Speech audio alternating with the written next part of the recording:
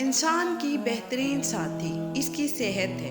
اگر اس کا ساتھ چھوٹ جائے تو وہ ہر رشتے کے لیے بوجھ بن جاتا ہے، لہٰذا اپنی صحت کا خیال رکھا کریں۔ قبر کی گہرائی اور تنہائی ہمارے انتظار میں ہے، بہت جلد گھر اور بستر بدل جائیں گے۔ کسی کے گھر جاؤ تو اپنی آنکھوں پر قابو رکھو، اور جب اس گھر سے نکلو تو اپنی زبان پر قابو رکھو، تاکہ وہاں کی عزت اور راز دونوں محفوظ رہیں۔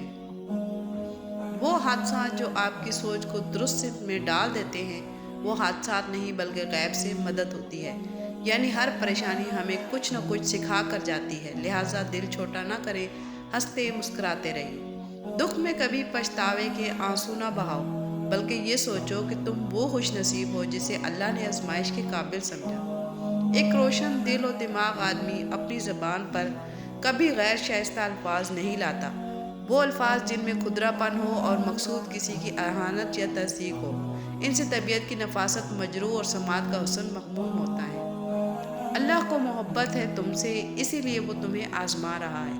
تمہارے نصیب میں معجزے ہیں، تبھی وہ تڑپ بڑھا کر تمہیں خود کے قریب کر رہا ہے۔ ہر اذیت کی ایک معینہ مدت ہوتی ہے، جس کے گزر جانے کے بعد نہ تو درد کی شدت پہلے جیسی رہتی اور نہ اسے سہنے والا انسان پہلے جیسا رہتا ہے۔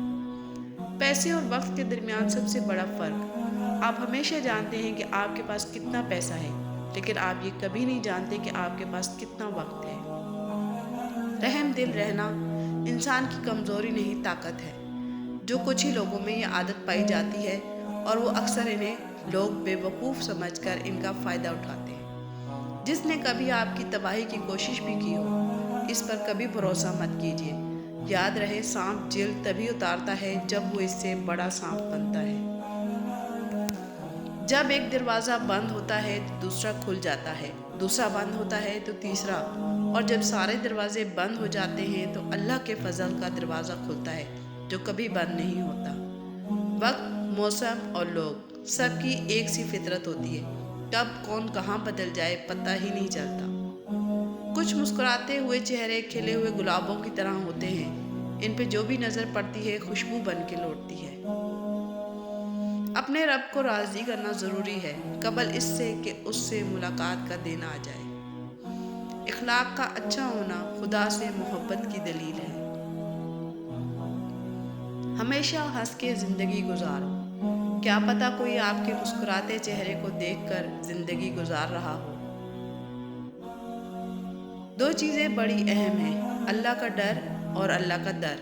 جس شخص کو یہ دو نعمتیں نصیب ہو گئیں، سمجھو وہ کامیاب ہو گیا۔ چیزوں کی قیمت ملنے سے پہلے ہوتی ہے اور انسانوں کی قیمت کھونے کے بعد۔ کچھ لوگوں کی فطرت ہمیشہ پرندوں کی طرح ہوتی ہے، جہاں دانا وہاں ٹھکانا۔ ایسے لوگوں اور رشتوں سے ہمیشہ محتاط رہیں۔